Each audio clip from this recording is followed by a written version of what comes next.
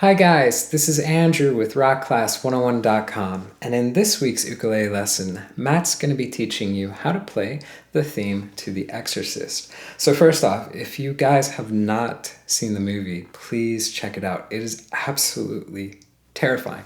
I actually got the chance to watch it for the first time last year, and I gotta say that, I was thinking a movie from 1973 wouldn't hold up too well in 2019, and I was completely wrong. It was frightening, so definitely worth checking out. Now, on a less scary note, the theme, it's not a nail-biting horror soundtrack, but it is really, really cool.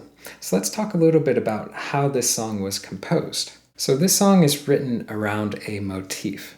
And a motif is basically a series of repeating notes. And the motif for this tune is pretty easy to hear. Let me play it for you.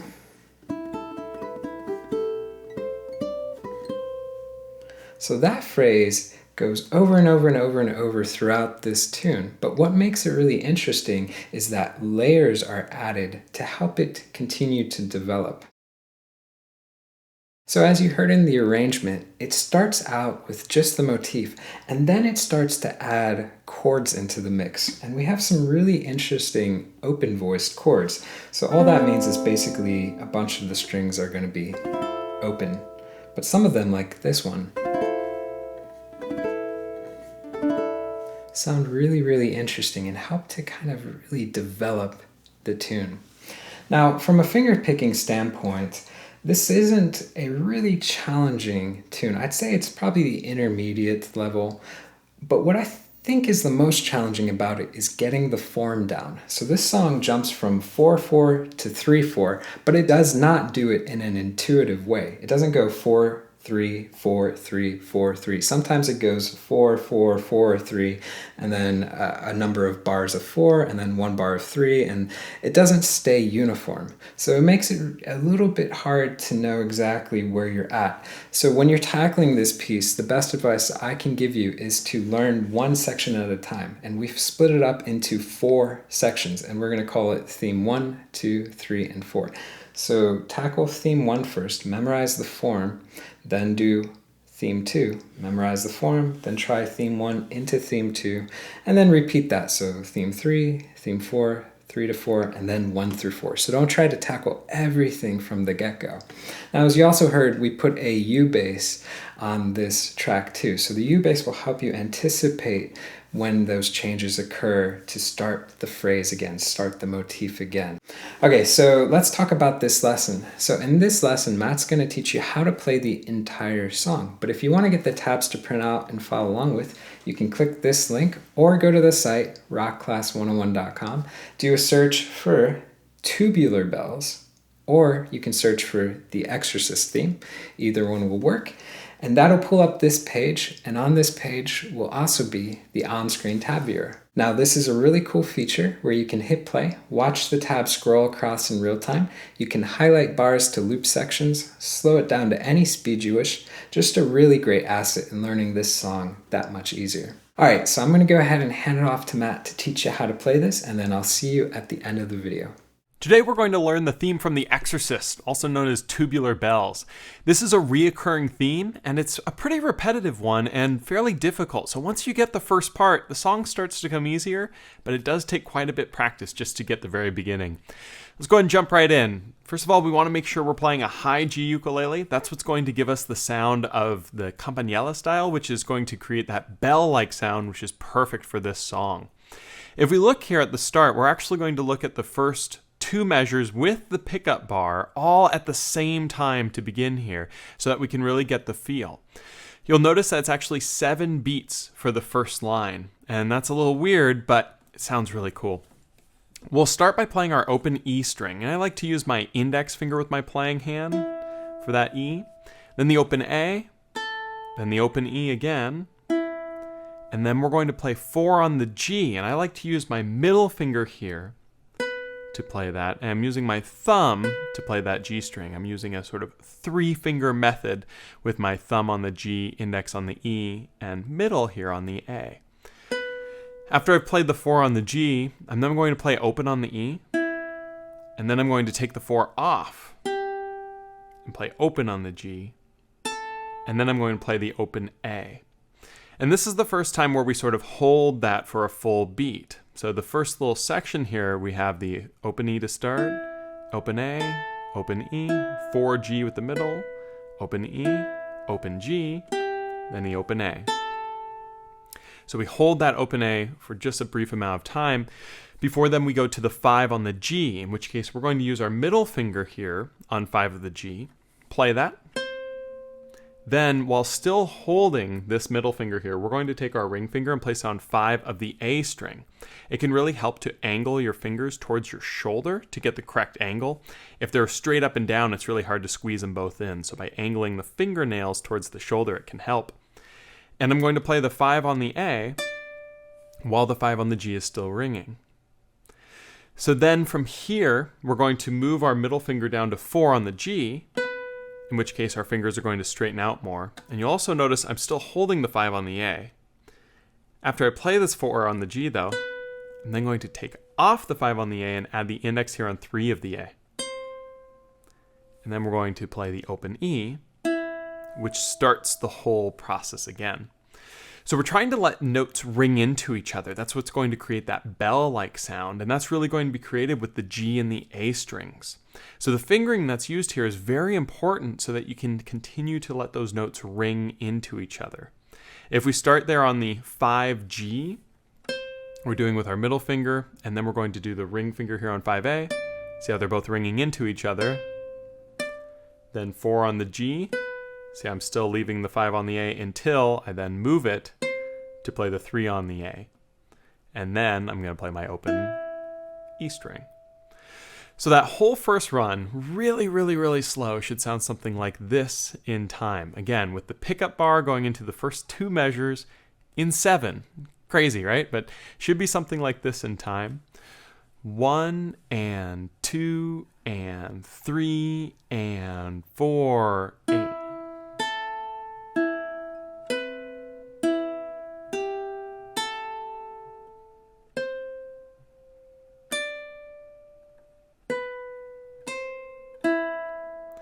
So you'll notice when it's played this slow, it doesn't even sound like the song, but it needs to be played that slow to build up the muscle memory required to play it fast. When I was doing the arrangement, I kept messing up at this point because I was trying to go too fast too early.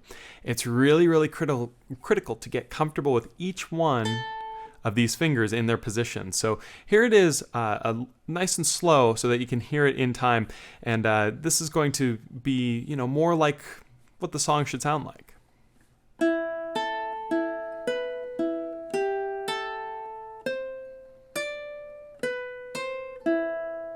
Right? So when you play at full speed now, you can really get that vibe, and the multiple notes kind of ringing into each other create a nice dissonance that really, I think, even makes the song more spooky than it already is. So really critical to develop the muscle memory as you're practicing this through so that it's very consistent. Now, when we look at measures 3 and 4, they're both the same yet different. They're going to start off the same as 1 and 2, except where 2 was a 3-beat measure to create 7 total beats, 4 is a 4-beat measure to create 8 total beats. So it adds 2 extra 8th notes in there to fill out this time.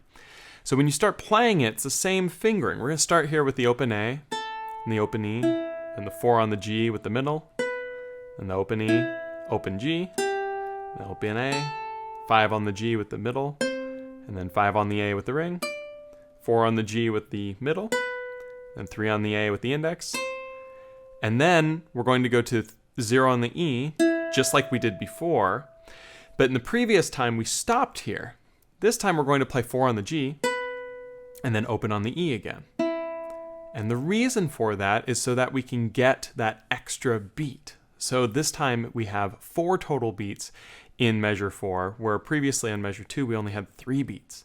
This creates a 7 versus 8 feel when you combine these measures, and it's one of the things that makes this melody kind of feel off-centered, and that's why I think it works so well for The Exorcist. So when we look at measure 3 into 4, it should be something like this with me counting it out loud. We have 1 and 2 2 and 3 and 4 and 1 and 2 and 3 and 4 and. So if we were to play this in time really, really slow, it would be something like this. 2 and 3 and 4 and.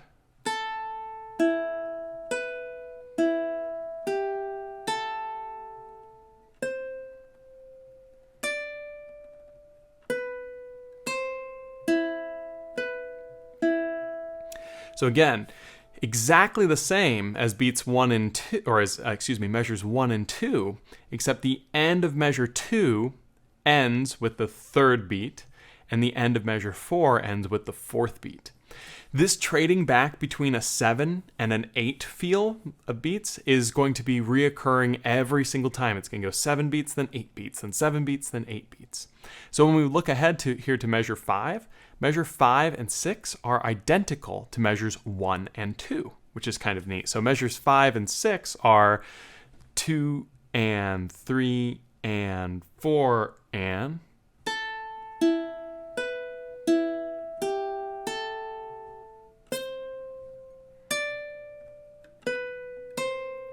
Only the 3 beats. And as we go into measure 7 and 8, it's exactly the same as 3 and 4. 8 total beats. So measures 7 and 8 in time is something like this. 2 and 3 and 4 and.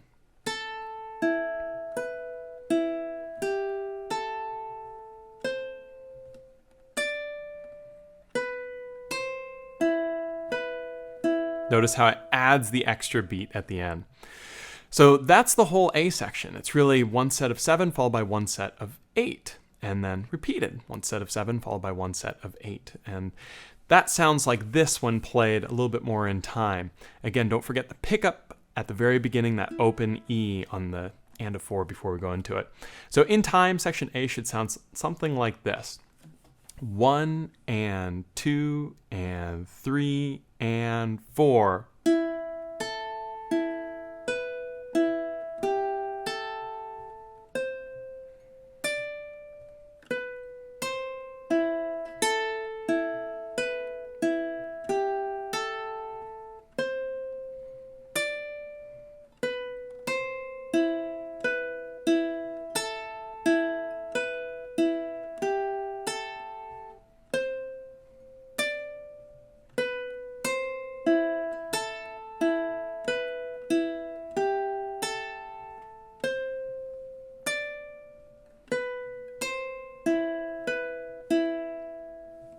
So now as we go forward with the song into the B section, it's more of the same. We're just now starting each beat with a chord. In fact, the whole song is this riff repeated with small variations to the very first beat of each one of these. So we're going to be playing chords with it to add some richer harmony. So the very first part of the B section here on measure 9 is actually exactly the same as measure 1 and measure 3 and measure 5 and measure 7, only we're going to play an A minor chord with it to start. So to play this A minor chord, we're going to add our middle finger here on the 2nd fret of the G string, and that's it. We've got all open otherwise. And I like to use my middle finger here to strum over this chord. I like to use my middle finger here because it sort of sets up my fingers for picking. After I strum through with the middle finger, I'm then going to play the E string, and then you'll notice it goes back to the 4 on the G. So all that you do is take this middle finger and slide it up to 4 on the G, and you're resuming with the exact same thing that you played. The only variation now is on the chord. So it sounds something like this. And then as you go through, you'll notice it's exactly the same as the earlier parts, and this is one of the 7 bars, right?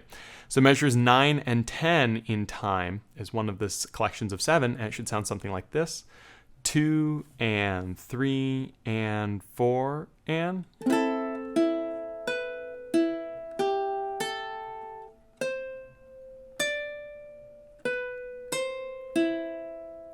Now as we go into measure 11, it's going to be a group of 8, because remember it goes 7, 8, 7, 8, 7, 8 through the whole song. but it's going to use a different chord. So instead of the A minor, we're going to play this kind of G chord, G5. All that we're going to do is actually take our index finger and place it on 2 of the C string and leave the rest open. Same deal, we're going to play through a down strum with our middle finger here, and then continue the picking that we've been doing this whole time. And with the index finger here on the 2nd fret of the C string, it allows us to kind of stretch this middle finger over to 4 on the G. If you can hold both, that's great, but it's okay if you have to take the C string off when you go out to the 4G here for that 3rd note. So 11 looks something like this, nice and slow.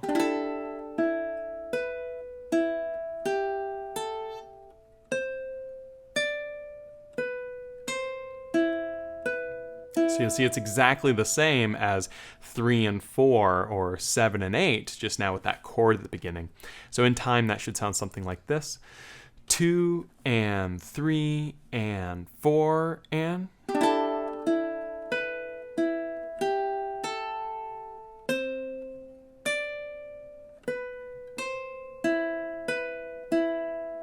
Pretty neat, right?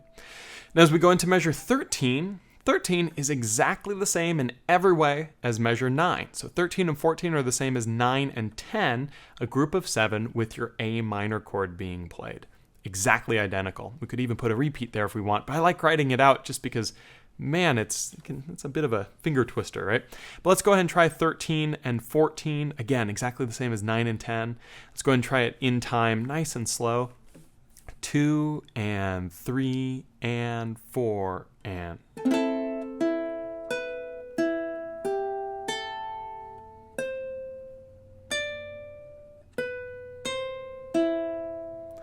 So we go into 15 and 16, exactly the same as 11 and 12. So index finger to that 2nd fret of the C string again for that sort of pseudo G chord that's going on here.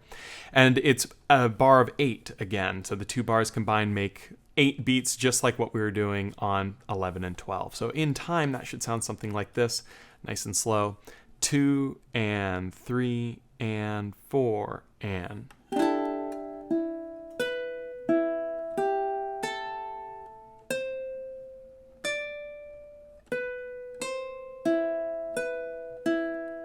Again, making sure that you have that extra 4 on the G and open E to give you that 4 and that last beat that's taking place. So now the whole B section should sound something like this in time, but still nice and slow, counting it out. 9, 10, 11, 12, 13, 14, 15, and 16 all together should sound something like this. 2 and 3 and 4 and...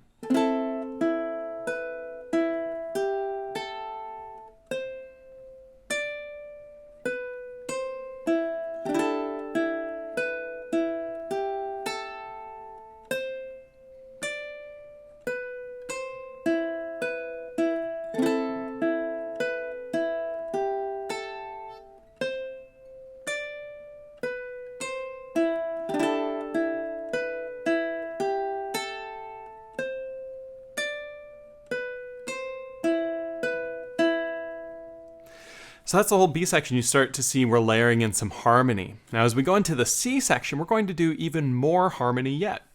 We're going to start here, the C section, in the exact same way that we started the B section. So we're going to play an A minor chord with the same riff in 7. So 17 and 18 should be very familiar. It sounds something like this. 2 and 3 and 4 and...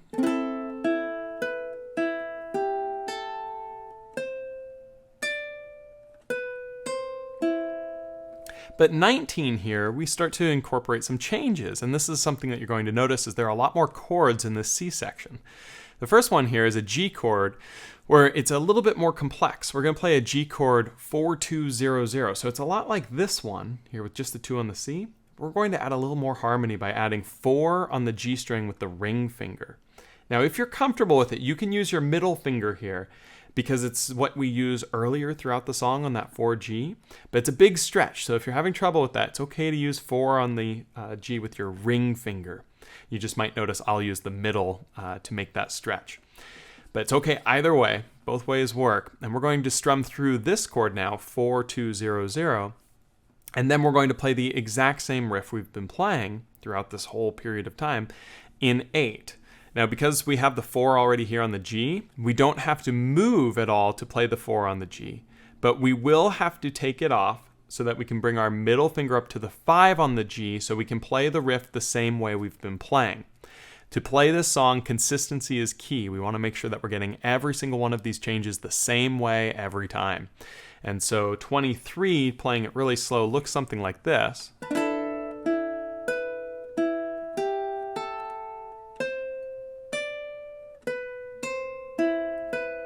So you see, that's all the same as soon as I take that 4 off for the open G, so that I then move my middle finger up to 5 on the G to make it all very familiar. So 23 in time should sound something like this, nice and slow. 2 and 3 and 4 and...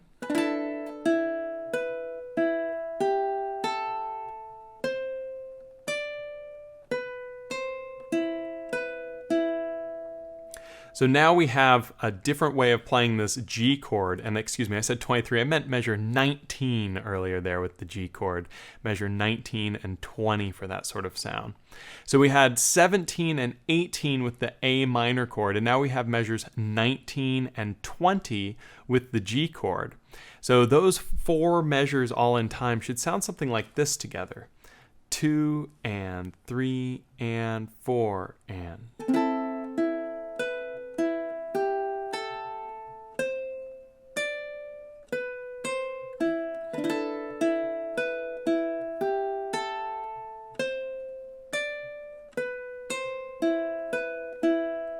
Now as we go into measure 21, you'll notice it's a new chord. It's going to be an F/E. To play this, all that we're going to do is use our ring and middle fingers, place the middle finger on 5 of the G string and the ring finger here on 5 of the C string. We're going to strum through, and then we're going to do the same stuff that we've been doing. Open E, and then the 4 of the G, we're just going to slide that middle finger down 1 fret to the 4th fret of the G string. I like to leave my ring finger here on 5 of the C just to keep that note ring, that nice dissonance. So the beginning of 21 is sort of like, as you kind of keep going, same exact fingering through the rest. I remove that ring finger off of the 5 of the C when I have to go to 5 on the A. Right? So measures 21 and 22 in time should sound something like this. 2 and 3 and 4 and...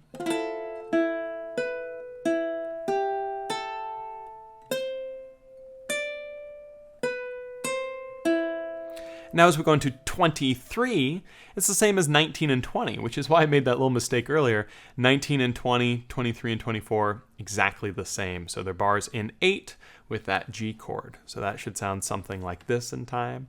2 and 3 and 4 and...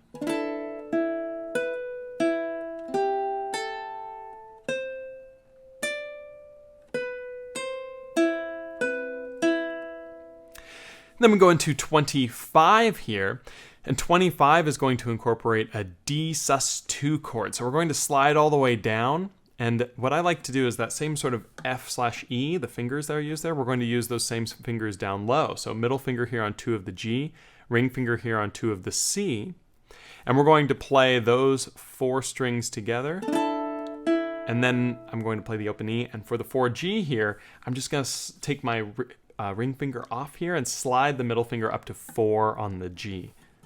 And now you'll see that 25 and 26 are exactly the same as everything else, just starting with that slightly different chord. So in time, 25 and 26 should sound something like this. 2 and 3 and 4 and...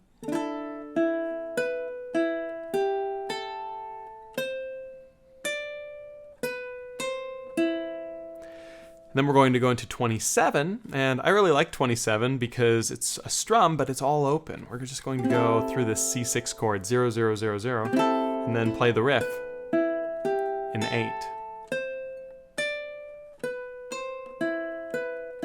Pretty straightforward, right? Same thing that we've been playing, except the chord now is just all open to start. So in time, 27 and 28 should sound something like this. 2 and 3 and 4 and...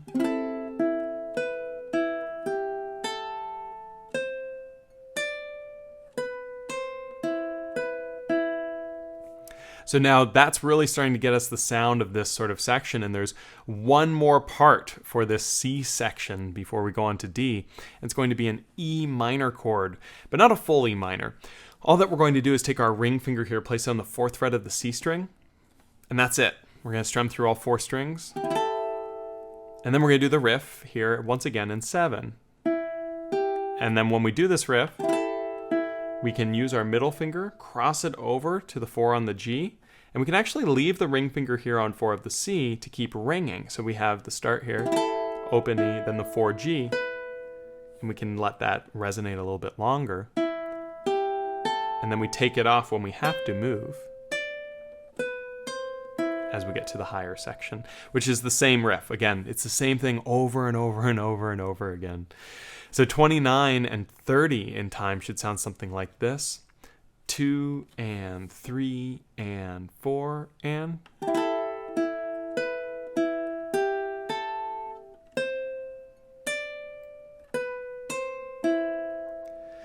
So now at this point it goes to section D, but so that we can hear all of section C together, you'll notice again it's the same riff alternating between 8 and 7 each time, or 7 and 8 rather, and back to 7.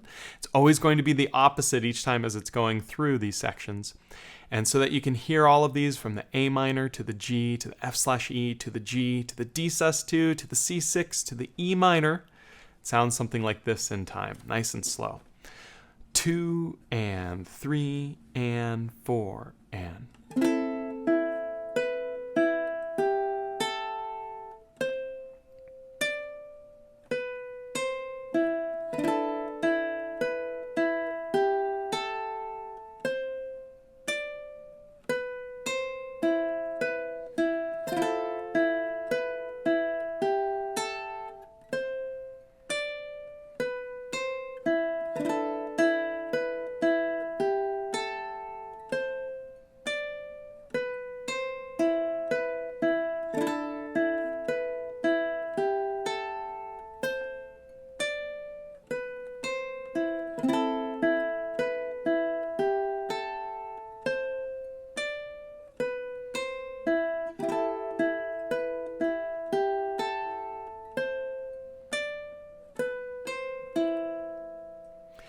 So at this point we go to the D section, and what's really cool here is the D section is actually exactly the same as the A section to start. So it's a bar of 7 with no chords, so it's much easier. So 31 and 32 are exactly the same as measures 1 and 2. And so to play those in time would be something like this.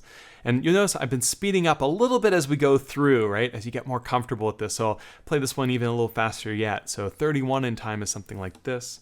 2 and 3 and 4 and...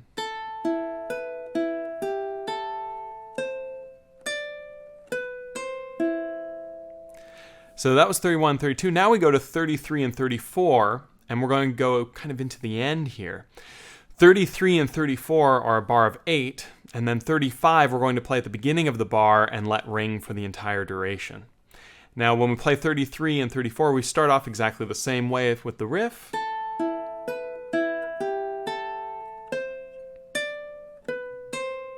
Now normally we play the 4 on the G, followed by another open E for beats 4 and.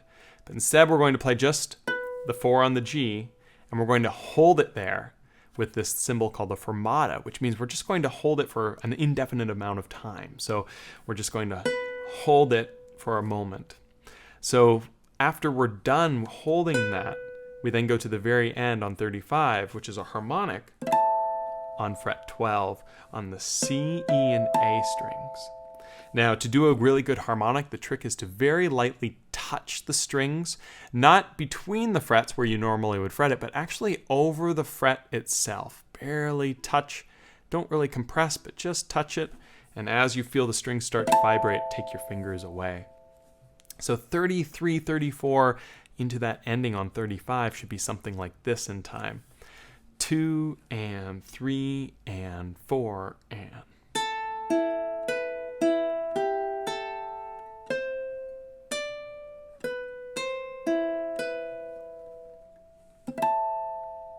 Really cool. This arrangement is a ton of fun and very difficult at first. So if you've made it through this video and you're still struggling, just practice that very first section on A over and over, measures 1, 2, 3, 4. And once you have those comfortable, everything else starts to come more easily because it's the same riff played again and again, just sometimes in 7 and other times in 8. And that's what's confusing about this tune. If you end up playing the same thing in 7 over and over and 8 over and over, it's not the end of the world, but if you want to be authentic to this original sound, going between that 7 and 8 is so important. And I think it's one of the reasons the song was picked for the Exorcist, is it's got this offsetting feel rhythmically where it just sounds a little unnatural. Hope you guys enjoyed this. I'll look forward to seeing you guys for the next tutorial here on Rock Class 101, and I hope you have an awesome day working on The Exorcist. Happy Halloween! Alright guys, so I hope you enjoyed learning this tune. It is a really cool sounding theme song, and as you noticed, it is a little tricky with the jumps from 4/4 to 3/4, but it is one that is totally worth putting in the extra time to get down. Just a really, really fun one to play in a cool sounding tune. But I do want to remind you, if you want to get the tabs to print off, Keep For Your Records, that was available at this page, or you can go to the site rockclass101.com, do a search for the Exorcist theme. Also, don't forget that on-screen tab viewer, that interactive tab player where you can hit play, watch the tab scroll across in real time, you can highlight bars, loop sections, slow it down, all that fun jazz is also on that page too. Alright guys, so again, I hope you enjoyed this and have a happy Halloween.